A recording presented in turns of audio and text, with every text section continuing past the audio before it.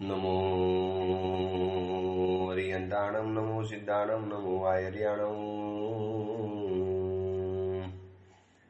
नमो वज्रायाणं नमो लोहे सौवसावुणं ऐसो पंच नमुकारो सौवपावपणासणो मंगलानं च सौवेशीं परमं वै मंगलम् मंगलम भगवान वीरो मंगलम गौतम प्रभु मंगलम सुलभद्राद्या जैन धर्मो सुमंगलम। છેલ્લા 5-6 દિવસથી રોજ તમે પણ સમાચાર વાંચતા હશો મીડિયા દ્વારા, હું પણ ન્યૂઝપેપર દ્વારા રોજ સમાચાર જાણું છું કે આ બિપરજોય નામનું જે વાવાઝોડું સમગ્ર સૌરાષ્ટ્રના દરિયાકાંઠે કચ્છની અંદરમાં અને થોડા ઘણી અસર પડી છે મહારાષ્ટ્રના દરિયા કિનારાની અંદરમાં. એમાં સૌથી વધારે અસર પડી સૌરાષ્ટ્રના દરિયાકાંઠે અને કચ્છની અંદરમાં, માંડવી, જખૌ આખી પટ્ટીની અંદરમાં દરિયામાંથી ઉત્પન્ન થયેલો આ ચક્રવાત. અને આ તો વર્તમાન સમયની અંદરમાં સેટેલાઇટ છે એવી સિસ્ટમ છે, એટલે પહેલેથી ખબર પડી જાય કે આ દિવસે આટલા વાગે આટલા કલાકે આ વાવાઝોડું ટકરાશે, એનો લેન્ડફોલ થવાનો આ પહેલેથી ખબર પડી જાય. અને આ બિપરજોય વાવાઝોડાના કારણે કેટલાય વૃક્ષો ધરાશાયી થઈ ગયા, કેટલાય પશુઓને ઈજા પહોંચી, કેટલાય પશુઓ પરલોકમાં રવાના થઈ ગયા, કેટલી વ્યક્તિઓના જિંદગીભરની મહેનત કરીને બનાવેલા જે ઘર દરિયાકાંઠે રહેતા હતા અને દરિયા કિનારાની અંદરમાં રહેવાના કારણે આખો દરિયો જ્યારે શહેરની અંદરમાં, ગામની અંદરમાં આવી ગયો, એમાં નાના ગામની અંદરમાં રહેનારી વ્યક્તિઓની તો જે હાલત રહેલી હશે. આવા વાવાઝોડા જ્યારે પણ આવે ત્યારે પહેલાં તો ખૂબ માનવ ખુવારી અને જાનમાલનું નુકસાન થતું હતું, પરંતુ આ વખતે સરકારે છેલ્લા અઠવાડિયાથી જે કમર કસી હતી, ખરેખર એ પણ દાદ માગી લે એવી છે. એક સારી સરકાર, એક વ્યવસ્થિત સરકાર, એક નિષ્ઠાવાન સરકાર જ્યારે આપણે ચૂંટીને લાવીએ છીએ ત્યારે આપણને પણ આ ફાયદો જોવા માટે મળે. આ વખતે જાનહાનિ ખૂબ ઓછી થઈ. જે બીજું નુકસાન થવાનું હતું એ તો કોઈના હાથમાં હતું નહીં, કારણ કે ચક્રવાત જ એટલો ભયંકર હતો કે 150 કિલોમીટરની રફતારે તો એની હવા ફૂંકાવાની હતી. અમે સુરતની અંદરમાં છીએ, હું અત્યારે સુરતમાં છું, પણ સુરતની અંદરમાં પણ છેલ્લા 6 દિવસથી જે વાવાઝોડું આવે છે હવાનું, અહીંયા તો કદાચ 25, 30, 40 કિલોમીટરની રફતારે હવા આવે છે. અને એની અંદરમાં અમારે બારીઓ બંધ કરવી પડે, બારણા પછડાય, બારીઓ પછડાય. ત્યારે આ સાયક્લોન જે દરિયા કિનારાની અંદરમાં લેન્ડફોલ થયું, જે જગ્યાની અંદરમાં જમીન ઉપર અવતર્યું હશે, એ ચક્રવાતે કેવો વિનાશ સર્જ્યો એના ફોટા માધ્યમો દ્વારા જોવા માટે મળે છે. આપણે તો બીજું શું કરી શકવાના હતા? જેની પણ શક્તિ પહોંચતી હોય, જેની પણ ભાવના પહોંચતી હોય, જે પણ વ્યક્તિના દિલની અંદરમાં દયાનો દીવો પેદા થયેલો હોય, તો પશુઓ માટે, એ બેઘર થયેલી વ્યક્તિઓ માટે, અથવા તો એની અંદરમાં આપત્તિગ્રસ્ત થયેલા જે પણ નાનકડા બાળકો પરિવાર માટે જે પણ કાંઈ થતું હોય, કચ્છની અંદરમાં તમારી ઓળખાણ હોય ત્યાં પણ મોકલાવી શકો, સૌરાષ્ટ્રની અંદરમાં ઓળખાણ હોય ત્યાં પણ મોકલાવી શકો. ગવર્મેન્ટો સહાય પહોંચાડશે, પરંતુ એના કેટલાય કાયદા કાનૂન હોય, વચમાં વચેટિયાઓ કેટલું ચાવું કરી જાય, કોને ખબર પડે કેટલું એને પહોંચે છે. આ તો આપણે પોતે સ્વયં જઈને, અથવા તો એવી સેવાભાવી જે સંસ્થા હોય, કદાચ કુમારપાલભાઈ વી શાહ, વર્ધમાન કરુણા ફાઉન્ડેશન કદાચ નીકળી પણ પડ્યા હોય આવી સેવા કરવા માટે. સુરતના પણ એક વજુભાઈ દાદા છે, એ પણ કદાચ પથવીજય ભગવાન ચેરિટેબલ ટ્રસ્ટના અન્વયે આવું કાર્ય કરવા નીકળી પણ ગયા હશે. આવી જે પણ જેને જ્યાં ઓળખાણ હોય, પછી વર્ધમાન સેવા કેન્દ્ર હોય, એલર્ટ યંગ ગ્રુપ હોય, સમસ્ત મહાજન હોય, જેને જ્યાં પણ ઓળખાણ હોય એની અંદરમાં લાભ લેવા જેવો છે. અને આ ચક્રવાતની અંદરમાં જે પણ આપત્તિગ્રસ્ત બન્યા છે એ બધાને આપણે મનોમન એક એમને સદભાવના પહોંચાડીએ, જલ્દીથી વળી પાછા સ્વસ્થ થઈ જાય, જીવનમાં બેઠા થઈ જાય. કારણ કે મહેનત કરીને બનાવેલું ઘર અને આ ચક્રવાતમાં તો શું સલામત રહે. 150 કિલોમીટર અને 250 કિલોમીટરની રફતારે જ્યારે હવા ફેંકાય અને એનો જે ચક્રાવાત જે ગુંજારણ ઊભો થાય એ તો શાસ્ત્રોની અંદરમાં વર્ણન વાંચ્યા છે. અને આવા વાયુ અને સાથે વરસતો વરસાદ, એમાં વળી પાછી 2 દિવસથી લાઇટો બંધ જ કરવી જ પડે, વરના બીજી હોનારત સર્જાઈ જાય. હવે એ લોકો ઘરની અંદરમાં આ ગરમીના દિવસોની અંદરમાં કેવી રીતે ગરમી સહન કરી હશે, કોણે ઘરમાં રસોઈ બનાવી હશે, કારણ કે બધી જ વસ્તુઓ હવે ઇલેક્ટ્રિસિટીના માધ્યમે થવા માંડી. જે દિવસે આ પૃથ્વી ઉપરથી વીજળી અને પેટ્રોલ ગાયબ થઈ જવાનું, એ દિવસે માણસ જાત કેવી રીતે જીવી શકશે એ ખબર નથી. આ 2-3 દિવસની અંદરમાં લાઇટો બંધ થવાના કારણે, વીજળી સપ્લાય બંધ થવાના કારણે કચ્છ અને સૌરાષ્ટ્રની અંદરમાં રહેનારા લોકોની કેવી હાલાકી પડી હશે, કેવી તકલીફ પડી હશે, એ બધાને આપણે સદભાવના પાઠવીએ. મનોમન 3 નૌકાર ગણી, 12 નૌકાર ગણી, એ બધાને આપણે શુભકામના પાઠવીએ કે વળી પાછા જીવનમાં સ્વસ્થ થઈ જાઓ. ગૌતમ પૃચ્છાના ગ્રંથના પ્રવચનની અંદરમાં આપણે આગળ વધીએ. ગઈકાલ સુધીની અંદરમાં 47મા નંબરનો સવાલનું આપણે સમાપન કર્યું. 47મા નંબરનો જે સવાલ હતો એને આપણે બહુ વિસ્તારથી વિચાર્યું, કારણ કે સવાલ જ એવો હતો કે જીવોનો સંસાર પરિભ્રમણ કયા કારણે વધે છે. અને સંસાર પરિભ્રમણની જે વાતો જાણી, મિથ્યાત્વનું આખું જે સ્વરૂપ જાણ્યું, એ મિથ્યાત્વની જે બધી પ્રક્રિયાઓ જાણી, કેટલા પ્રકારના મિથ્યાત્વ અને મિથ્યાત્વથી જીવનની અંદરમાં શું થાય, દુઃખ મિથ્યાત્વને ખેંચી જ લાવશે એ તો કદાચ શંકા છે, પણ દુર્બુદ્ધિ તો મિથ્યાત્વને અવશ્ય ખેંચી લાવે છે. એટલે દુર્બુદ્ધિથી, દુઃખ કરતા દુર્બુદ્ધિથી વધારે બચવા જેવું છે. અને મિથ્યાત્વ એ એવું એક પાપ છે કે જેમાં પાપ ક્રિયા નથી, પરંતુ એની અંદરમાં પાપનું અનુમોદન તો ચોક્કસ હોય છે. આવું એક મહાભયંકર મિથ્યાત્વ, મોહરાજાનું મહત્તમ અને સર્વ વસ્તુઓ ઉપર જે પોતાનો પડદો ઢાંકીને આ બધી જ મિથ્યાત્વની વાતોને જાણી સાંભળી હશે. મિથ્યાત્વની અંદરમાં ફસાયા હો તો એમાંથી જલ્દી બહાર નીકળી જવા જેવું છે, જેથી આપણું સંસારનું પરિભ્રમણ આગળ ન વધે. કોઈ પણ દેવ અને ગુરુના માટે અભિપ્રાય આપતા, ધર્મ માટે અભિપ્રાય આપતા પહેલા જ્યાં આપણી બુદ્ધિ નથી પહોંચતી, જ્યાં આપણી ચાંચ નથી ડૂબતી, એની અંદરમાં અભિપ્રાય આપતા પહેલા લાખ વખત નહીં, કરોડ વખત વિચારવા જેવું છે. એક વખત ઉચ્ચારાઈ ગયેલો ખોટો શબ્દ, એક વખત અપાઈ ગયેલું ખોટું સ્ટેટમેન્ટ એ બહુ મોટું નુકસાન કરીને જીવનમાંથી પસાર થઈ જાય. આ વિપર્યોય વાવાઝોડાએ જે નુકસાન કર્યું એના કરતાં તો અનંત ઘણું નુકસાન. જિંદગી આખી રજડી પડે, વસ્તુઓ બધી ખેદાન મેદાન થઈ જાય, ગુણોની એક સૃષ્ટિ જે ઊભી કરેલી હોય આખી ખેદાન મેદાન થઈ જાય. થોડા દિવસ પહેલા હર્યું ભર્યું જે નગર હશે દરિયા કિનારાનું, સૌરાષ્ટ્ર અને કચ્છનું, આજે તમે નગરની અંદરમાં જાઓ તો વૃક્ષો પડી ગયા હોય, વીજળીના પોલ પડી ગયા હોય, રસ્તા ઉખડી ગયા હોય, આખા શહેરની અંદરમાં કાદવ કીચડ ફેલાઈ ગયો હોય, વરસાદના કારણે અને ફરી વળેલા દરિયાના કારણે જમીનોના ધોવાણ થઈ ગયા હોય, જમીનોની ફળદ્રુપતા ખતમ થઈ ગઈ હોય, વૃક્ષો ધરાશાયી બની ગયા, ખેતરોમાં પાણી ભરાઈ ગયા, દરિયાના પાણી.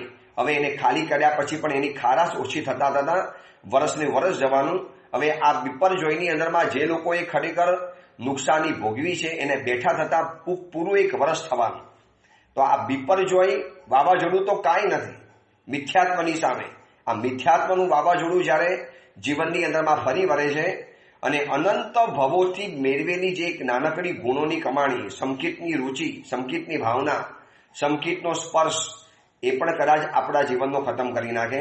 આ બધી મિથ્યાત્વની વાતોને આપણે જાણી અને ઘણા લોકોના એવા સમાચાર પણ આવ્યા કે ગુરુદેવ આપે બહુ સરસ મિથ્યાત્વના સ્વરૂપો અને 10 પ્રકારના મિથ્યાત્વની વાતો બતાવી.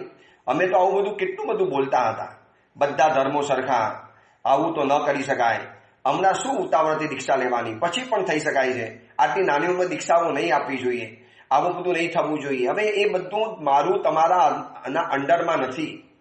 જે કરનારા કરે છે, આપનારા આપે છે, ગીતાળ ગુરુ ભગવંતો એને યોગ્ય ગણાવે છે, તો એમાં આપણી ચંચુપાત્ર કેટલો યોગ્ય ગણાશે અને કયો મોટો આપણી પર શાસ્ત્રોનો બોધ છે, કયા આપણે શાસ્ત્રોની અંદરમાં ઊંડા ઉતરેલા છીએ. કદાચ ઈરિયાવૈયા નથી આવડતી એવી વ્યક્તિ પણ ધર્મના ક્ષેત્ર માટે અભિપ્રાય આપતા વિચાર નથી કરતી. ભણ્યો નથી, અભ્યાસ નથી, ગ્રંથોનું વાંચન નથી, શાસ્ત્રનો એટલો બોધ નથી, પ્રવચનો સાંભળ્યા નથી, કોઈ ગુરુ ભગવંતના નજીકની અંદરમાં રહેતો નથી, ગીતાર્થ ગુરુ ભગવંતની કોઈ નિશ્રા નથી પકડી અને એ કર્યા વગર હું મારી રીતે આવી રીતે જૈન શાસન માટે સ્ટેટમેન્ટ આપતો ફરું, એ કેટલું મારા માટે અયોગ્ય ગણી શકાય. ચલો આવું પણ કદાચ થઈ ગયેલું હોય તો મન વચન કાયાથી એનું મિચ્છામી દુક્કડમ માગી લેવા જેવું છે. સંપૂર્ણ રીતે એમાંથી બહાર નીકળી જવા જેવું છે. હવે 48મા નંબરનો સવાલ, છેલ્લો સવાલ. એક પછી એક સવાલ કરતા બરોબર ગાડી છેલ્લા સ્ટેશને આવી પહોંચી છે. ગૌતમ પૃચ્છા ગ્રંથોનો આ સ્વાધ્યાય શેખ ભટ્ટાર ચાતુર્માસ વખતથી શરૂ કરેલો હતો. અષાઢ મહિનાની અંદરમાં વચમાં 2 નવપદની ઓરીઓ આવી ગઈ. 2-4 દિવસ કદાચ પ્રવચનો બંધ પણ રહ્યા, બીજા પણ પ્રાસંગિક પ્રવચનો થયા, ગુરુઓના ગુણાનુવાદ થયા, પરમાત્માના કલ્યાણકોના પ્રવચન થયા. આ બધું જ કરતા 8 મહિનાની અંદરમાં કદાચ 150થી પોણા 200થી વધુ પ્રવચનો આ ગૌતમ પૃચ્છા ગ્રંથના થઈ ચૂકેલા છે. પાકો અંદાજ તો નથી માંડ્યો, જેને કદાચ પાકો અંદાજ હોય તો મને જણાવજો, મારે પણ એ ફિગર જાણવું છે. તો હવે આજે 48મા નંબરનો છેલ્લો સવાલ ગુરુ ગૌતમ સ્વામીજી પરમાત્મા સમક્ષ વ્યક્ત કરે છે. અને છેલ્લો સવાલ એટલો બધો માનવિક પૂછી લીધો ગૌતમ સ્વામીજીએ. પ્રભુની સન્મુખ હાથ જોડીને ઊભા છે અને આપણે પણ આ છેલ્લા સવાલની અંદરમાં ઉભેલા છીએ. કદાચ થોડા દિવસો પછી આ ગુરુ ગૌતમ સ્વામીજીનો સાથ છૂટી જવાનો, થોડા દિવસો પછી આ ગૌતમ પૃચ્છા ગ્રંથના માધ્યમે જે વહેલી સવારે ગૌતમ સ્વામીજીને યાદ કરવાનો જે લાભો મળતો હતો, ગૌતમ સ્વામીજીનું સ્મરણ કરવાનું જે સૌભાગ્ય પ્રાપ્ત થતું હતું, એ કદાચ હવે મટી જવાનું. આ છેલ્લા નંબરના સવાલની અંદરમાં ગુરુ ગૌતમ સ્વામીજીએ પરમાત્માને હાથ જોડીને પૂછ્યું કે હે કૃપાવતાર, હે જગતના આધાર, હે કરુણા સાગર, કયા કારણથી જીવ સંસાર સાગર તરી અને સિદ્ધિ પૂરીને પ્રાપ્ત કરે છે, મોક્ષની અંદરમાં જાય છે. પ્રભુ એવું કયું કારણ છે કે જીવનો સંસાર સમાપ્ત થઈ જાય, સંસાર ઉપર ધ એન્ડ લાગી જાય, સંસાર ઉપર ખંભાતી તારા લાગી જાય? એ અનાદિ નિગોદમાંથી નીકળેલો જીવ અથડાતો ગયો, કૂટાતો ગયો, ટીચાતો ગયો, જન્મ મરણ કરતો ગયો, નરક નિગોદના ભવોની અંદરમાં આપણે જતા ગયા. એક ભવિત્યવતા નામની સ્ત્રીએ આપણને નવી ગુટિકાઓ આપતા ગયા. ઉપમિતિ ભવ પ્રપંચ કથાની અંદરમાં લખ્યું છે. આ ભવિત્યવતા એ આપણી જાણે કે પત્ની છે અને આપણે એના પતિ છીએ, અને સંસારી જીવ નામના પતિને નવી આયુષ્યની ગુટિકા આપતી જાય, નવા જન્મ કરતા જવાના. એક પાછળ વળીને જો આપણે જોઈએ ત્યારે ખબર પડે કે કેટલો અગાધ સંસાર હું ફરીને આવેલો છું. ઉત્ક્રાંતિનો આખો એક મજાનો ક્રમ બતાવ્યો છે. અનાદિ નિગોદ એમાં આપણે સૌથી પહેલા હતા. એમાંથી એક સિદ્ધ ભગવાન મોક્ષની અંદરમાં ગયા અને આપણે એમાંથી બહાર નીકળ્યા. એ અનામી સિદ્ધ ભગવંત છે. આપણે નવપદની ઓરીના દરેક સિદ્ધના પ્રવચનોની અંદરમાં આ વાતને બહુ વિસ્તારથી જાણી છે. એ અનામી અજાણ્યા મહા ઉપકારી એ સિદ્ધ ભગવંત જે મોક્ષની અંદરમાં ગયા અને આપણને અનાદિ નિગોદમાંથી બહાર કાઢી અને આ વ્યવહાર રાશિની અંદરમાં આપણને આગળ મૂકી દીધા. હવે એકેન્દ્રિયના ભવની અંદરમાં તો આપણે આવી પહોંચ્યા. એના અનેક ભવ કર્યા, અનેક ભવ કર્યા. વળી પાછા બેન્દ્રિયમાં ગયા, અનેક ભવ કર્યા. વળી પાછી નાનકડી ભૂલ થઈ, વળી પાછા એકેન્દ્રિયમાં આવ્યા, વળી પાછા ઉપર વધતા ગયા. ઉદ્ભવ થયો અને ઉત્ક્રાંતિ થઈ. ઇન બિટવીન મારો તમારો કદાચ અનંત સંસાર વધતો ચાલ્યો, આગળ વધતો ચાલ્યો. જે આપણે ગયા પ્રવચનની અંદરમાં જોયું કે 47મા નંબરના સવાલની અંદરમાં હવે ગુરુ ગૌતમ સ્વામીજી એમ પૂછે છે કે પ્રભુ, જીવને મોક્ષ કેવી રીતે થાય, એ સિદ્ધિ ગતિમાં કેવી રીતે પહોંચે, જ્યાં સતત સુખ છે, જ્યાં સતત આનંદ છે, જ્યાં સતત ઉછળતો ઉલ્લાસ છે, જ્યાં જન્મ નથી, મરણ નથી, રોગ નથી, શોક નથી. ઘણા લોકોને મનમાં થાય કે તો પછી મોક્ષની અંદરમાં શું કરવાનું છે? મોક્ષ એટલે શું, કેવી રીતે કરવાનું? મોક્ષના માટે એટલો બધો ડાઉટ છે અને જેના માટે બધી પ્રક્રિયા કરવાની છે. મોક્ષેણ યોજના યોગ સર્વોપાચાર વિષ્યતે. જ્ઞાનસાર અષ્ટકની અંદરમાં મહોપાધ્યાય યશો વિજયજી મહારાજે બતાવ્યું છે કે આ બધી ધર્મ ક્રિયા શેના માટે કરવાની? ઘરની અંદરમાં ખાવાના ઢગલા જે છતાં ઉપવાસ શેના માટે કરવાનું? મોક્ષ પ્રાપ્ત કરવા માટે. બધી જ અનુકૂળતા હોવા છતાં પણ એને છોડી અને શેના માટે ઉદ્ધાન કરવાના? બસ મારે મોક્ષ પ્રાપ્ત કરવો છે માટે. બહુ સુખી અને શ્રીમંત સંસાર છે, કરોડપતિના ઘરની અંદરમાં જન્મ મળ્યો છે, છતાં પણ આ બધું જ ભગાવી માત્ર અકિંચન બની એક સમણનો વેશ ધારણ કરી ન ઘર, ન પરિવાર, ન પૈસા, ન ખાતું, ન પરિવાર, ન બેંક બેલેન્સ, આ બધુંને છોડી રોજની રોજ પ્રક્રિયાઓમાં આગળ વધવાનું, સમણ જીવનની અંદરમાં જવાનું, દીક્ષા લેવાની. શેના માટે? મોક્ષ માટે. મોક્ષેણ યોજના યોગ સર્વોપાચાર મિશ્યતે. યોગ, બધા જ યોગો મોક્ષની સાથે જોડાવા માટે જ કરીએ છીએ. કોઈ તપસ્યા કરે, કોઈ સ્વાધ્યાય કરે, કોઈ દાન આપે, કોઈ શીલ ધર્મની આરાધના કરે. છેલ્લે અલ્ટિમેટ ગોલ બધાનો એક જ હોય છે કે મારે કોઈ પણ હિસાબે મોક્ષની અંદરમાં જવું છે. જે આસ્તિક માણસ છે, જેને સંસારના સ્વરૂપની સમજ પડી છે, દરેક ભવની અંદરમાં નવા જન્મ મરણની સાથે જોડાયેલી જે બધી વિષમતાઓ જેને જાણી છે, એના મનમાં સતત એક જ ભાવના થાય, બસ ક્યારે મોક્ષની અંદરમાં જવું, ક્યારે મોક્ષની અંદરમાં જવું, બસ મારે મોક્ષ સિવાય કશું જ ન ખપે. સકલ કર્મનો મારે ક્ષય કરવો છે. 4 ઘાતી કર્મો, 4 અઘાતી કર્મો, કર્મ ગ્રંથની 158 પ્રવૃત્તિઓ અને બાકી બધી જે અવાંતર પ્રવૃત્તિઓ, આ બધાનો સકલનો ક્ષય કરીને હવે કોઈ નવો કર્મનો બંધ નથી અને જૂના કર્મો બધા ખવાતા ગયા, ધોવાતા ગયા, ઘટતા ચાલ્યા. 4 ઘાતી કર્મો ખતમ થઈ ગયા. હવે 4 અઘાતી કર્મ બાકી છે અને 4 અઘાતી કર્મને પણ ખપાવી અને વ્યક્તિ કાયમ માટે મોક્ષની અંદરમાં જાય છે. તો પરમાત્માને ગૌતમ સ્વામીજી પરમાત્માને પૂછે છે કે પ્રભુ, એવું કયું કારણ છે, કયા કારણથી સંસાર સાગરને તરી, આ અગાધ એવો આખો જે સંસાર સાગર છે એને તરી જીવ સિદ્ધિ ગતિને પહોંચે છે, મોક્ષની અંદરમાં પહોંચી જાય. આપણે થોડાક મોક્ષના સ્વરૂપને બહુ શોર્ટની અંદરમાં જાણવું છે, કારણ કે ઘણા લોકોને મોક્ષ ઉપર શ્રદ્ધા જ નથી બેઠતી. 9 તત્વની અંદરમાં આવનારું આ તત્વ છે અને 9 તત્વ ઉપર જે શ્રદ્ધા કરે, તત્વાર્થ શ્રદ્ધાનમ સમ્યક દર્શનમ. ઉમા સ્વાતિ વાચક વિજય મહારાજે તત્વા સૂત્રની અંદરમાં 100 ઝાડકીને કહી દીધું કે સમ્યક દર્શન કોને છે? તત્વ ઉપર જેને શ્રદ્ધા છે એનું સમ્યક દર્શન છે, વરના નથી. તમે કહી દો સાહેબ મારે મોક્ષમાં, હું મોક્ષ માનતો જ નથી, શું કરવાનું મોક્ષની અંદરમાં જઈને? ન દોડવાનું, ન ચાલવાનું, ન બોલવાનું, ન ખાવાનું, ન જોવાનું, ન ઊંઘવાનું, ન શરીર હોય, ન કપડાં હોય, ન કશું જ કરવાનું. અને પાછું એકાદ નહીં, સાદી અનંતકાળ, અનંતકાળ. એકવાર મોક્ષની અંદરમાં ગયા પછી જીવને ક્યારે પાછા નીચે નથી આવવાનું. સર્વ ઘાતી કર્મોનો ક્ષય કરી દીધો. હવે એ કૃતકૃત્ય બની ગયા, એને નીચે આવવાનું છે જ નહીં અને અનંત સુખના ભોગતા બનવાનું. અનંત ચતુષ્ટય દાયજો, જેના અનંત સુખોના વર્ણન કરતા કરતા શાસ્ત્રોના પાના ઓછા પડી ગયા. સિદ્ધ પરમાત્માનું એક નાનકડું સુખ લીધું, એનો એક નાનકડો અંશ, એનો જો વિસ્તાર કરવાની અંદરમાં આવે, માવેના લોકાકાશમાં, લોકાકાશની અંદરમાં લોક અને અલોકની અંદરમાં ન સમાઈ શકે એટલું સુખ માત્ર એક નાનકડા આત્મ પરેશોની અંદરમાં છવાયેલું હોય છે સિદ્ધ પરમાત્માને. હવે આપણે કહીએ કે ગુરુદેવ આવું પણ સુખ હોઈ શકે? ચલો, પ્રાપ્તિનું સુખ હોય છે, બરોબર છે, પણ કશું જ મેળવ્યા વગર, કશું જ કર્યા વગર, કશું જ જોયા વગર એનો પણ એક આનંદ, કારણ કે એ આનંદનો આપણને અનુભવ નથી. હવે તમને કહું, અનુભવ નથી એવું પણ નથી. આપણે રાતના સમયની અંદરમાં થાક્યા પાક્યા સૂઈ જઈએ છીએ અને સવારે કોઈ 7 વાગે ઉઠાડે, નોન સ્ટોપ એકદમ ડીપ સ્લીપ આવી ગઈ હોય, એકદમ ઊંડીમાં ઊંડી ઊંઘ આવી ગઈ હોય, જેને ડીપ સ્લીપ કે, એકદમ ઊંડી ઊંઘ. અને સવારના જ્યારે ઓલો ઉઠે, અરે 7 વાગી ગયા, અરે ગઈકાલે સાંજે હું 7 વાગે સૂતો અને 7 વાગી ગયા, 12 કલાક પસાર થઈ ગયા, મને કશી ખબર ના પડી યાર. અને એટલી સરસ મજાની ડીપ સ્લીપ આવી ગયું, થાક ઉતરી ગયો, ફ્રેશ થઈ ગયો, માથું ઉતરી ગયું, શરીરનો થકાણ ઉતરી ગયો, વળી પાછું નવું ઝઝુમવાનું બળ મળી ગયું. હવે મને એમ બતાવો કે એ ઊંઘની અંદરમાં માણસ પાસે શું હતું? સોના, ચાંદી, દાગીના, મોબાઈલ, મૂવી, વેબ સિરીઝ, કોઈ એની ગમતી વ્યક્તિ, ગમતી વસ્તુ બાજુમાં હતી, એને ખબર પણ નથી. તો નસકોડા બોલાવીને ઘસઘસાટ સૂતો છે.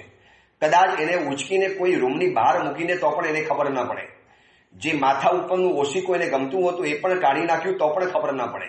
હવે જો 12 કલાકની, 8 કલાકની, 5 કલાકની ઊંઘની અંદરમાં છોડ્યા પછીનો જે આનંદ અનુભવાય છે, તો આ તો મોક્ષ છે, જ્યાં બધું જ છોડી દેવાનું છે. કોઈ ચિંતા નથી મસ્તક ઉપર, કોઈ જવાબદારી નથી, કોઈ કાર્ય કરવાનો બોજો નથી, કોઈ વ્યવહારની અંદરમાં જવાનું નથી, કોઈ સમાજની અંદરમાં રહેવાની નૈતિક જવાબદારી કે કર્તવ્યો બજાવવાના નથી.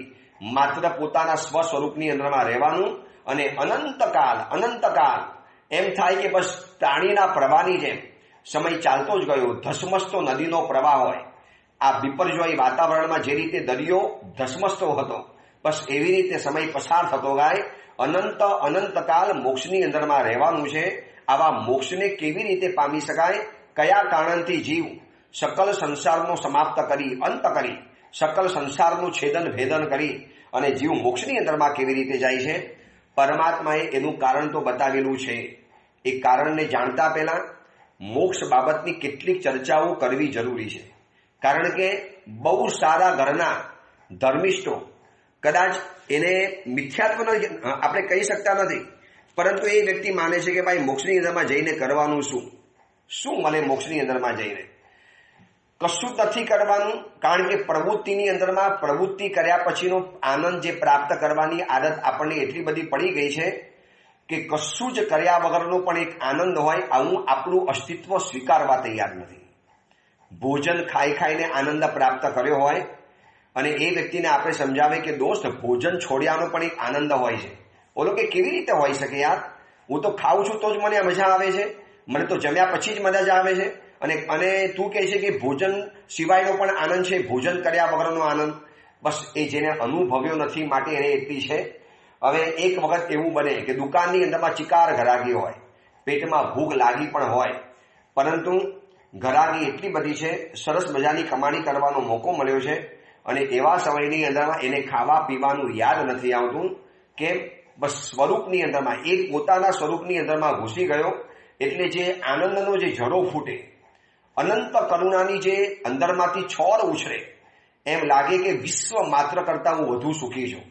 આવા સિદ્ધનું સુખ છે, આવા સિદ્ધોના સ્થાન રહેલા છે. આપણી જૈન શાસ્ત્રની ભૂગોળ પ્રમાણે કટિષ્ઠકર વૈશાખ કેળ ઉપર 2 હાથ મૂકી અને 2 પગને પહોળા કરી અને એક વ્યક્તિ ઊભો છે, આને વિશ્વ પુરુષ કહેવાય છે, આને લોકસ્થિતિ કહેવાય છે.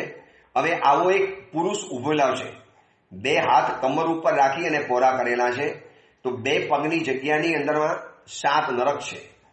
પછી ઉપરના ભાગની અંદરમાં આવો જે પેડુનો ભાગ છે, પેટ અને ડૂટીનો ભાગ છે, ત્યાં આગળ મધ્યલોક તિરછા લોક આવ્યો, કમર અને ડૂટીના વચલા ભાગની અંદરમાં. ત્યાંથી વળી પાછા ઉપર ઉઠીએ એટલે 12 દેવલોક આવે, ભવનપતિ, વેંતર, જ્યોતિષ વગેરે. નીચે ભવનપતિઓ આપણા મનુષ્ય લોકની સાથે જોડાયેલા છે અને જે આપણે દેવલોકના ભવના સવાલની અંદરમાં આ બધી વાતો એ વખતે જાણેલી હતી.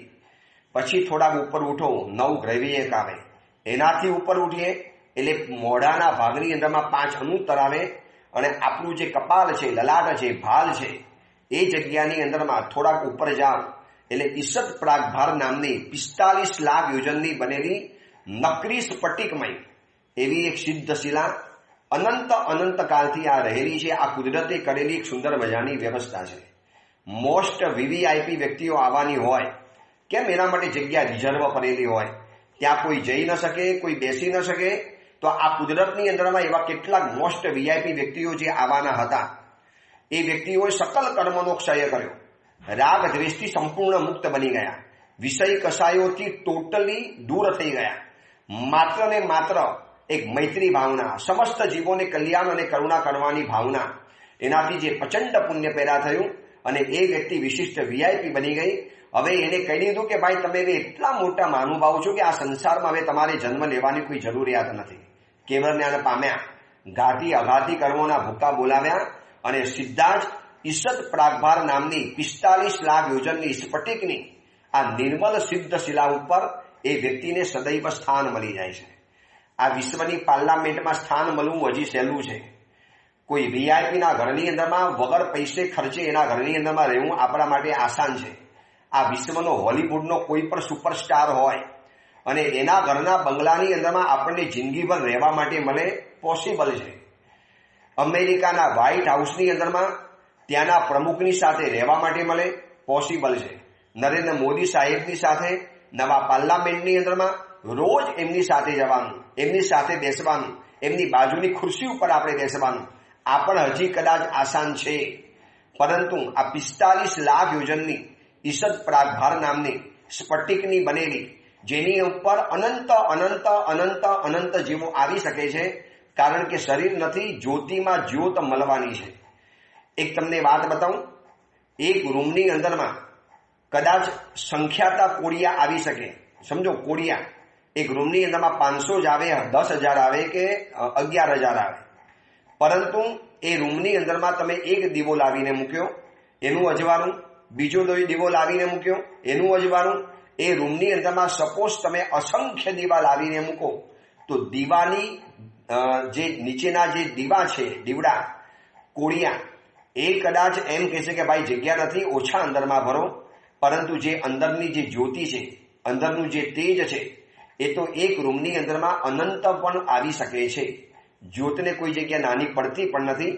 એક રૂમની અંદરમાં અસંખ્ય દીવાની જ્યોત ખાલી મૂકો, ખાલી જ્યોત, ક્યારે પણ એ રૂમ નાની નહીં પડે. બસ મોક્ષની અંદરમાં 45 લાખ યોજનના આ ઘેરાવાની અંદરમાં ગોળાકાર જે સિદ્ધશિલા છે, આપણને સામેથી જે દેખાય છે માટે અર્ધચંદ્રાકાર રહેલી છે.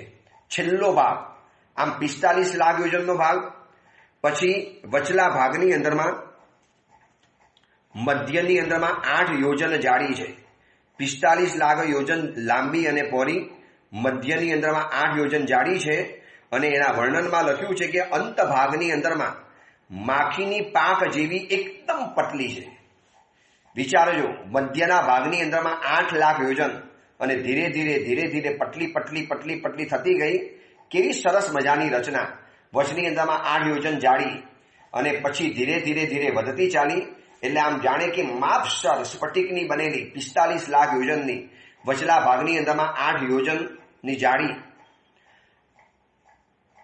8 યોજનની જાડી અને અંતના ભાગની અંદરમાં માખીની પાંખ કરતા પણ પતલી આવી જે સિદ્ધ શિલા છે.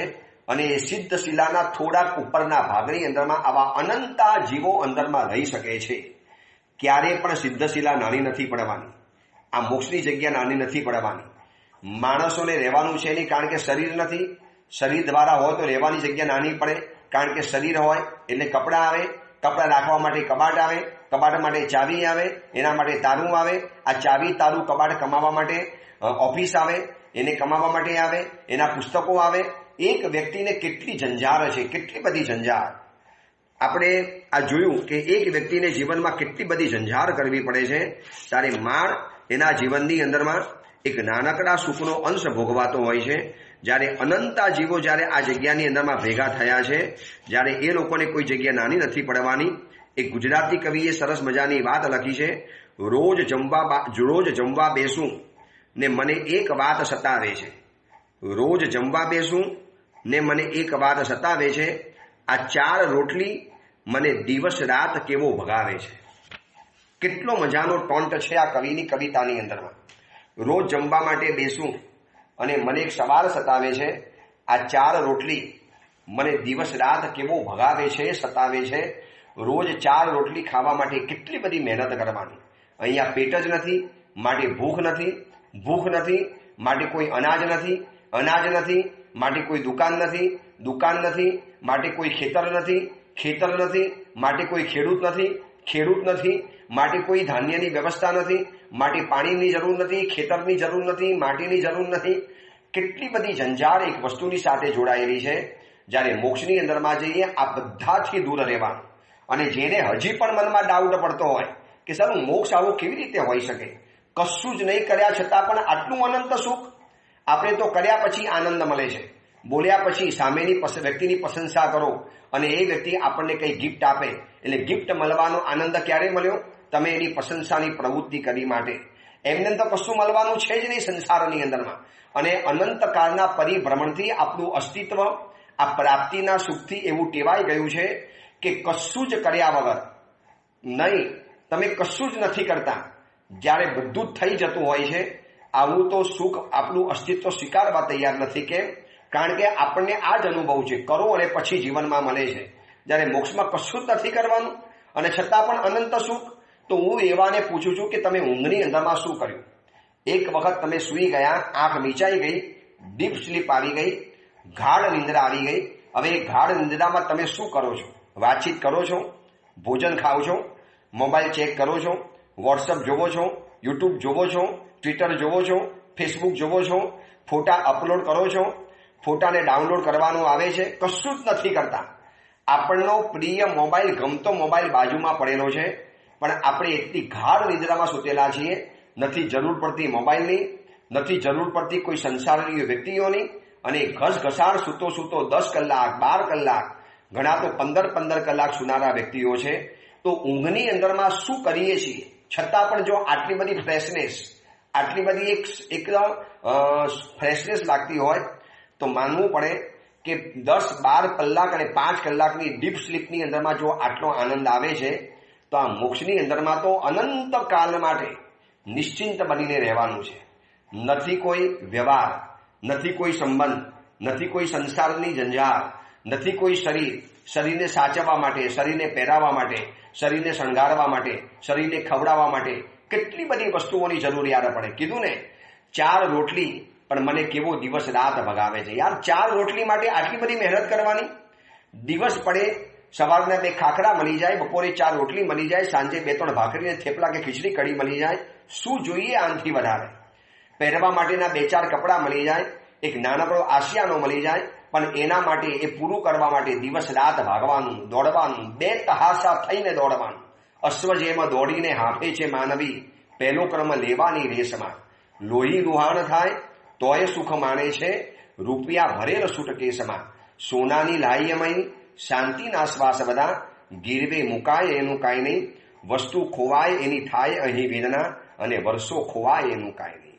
વસ્તુ ખોવાઈ ગઈ એની વેદના થાય છે, પણ યાર આ મારા વર્ષો નકામા ચાલી ગયા, મારે તો મોક્ષમાં જવાનું હતું, અને ક્યાં હું સંસારની અંદરમાં જઈને બેઠો.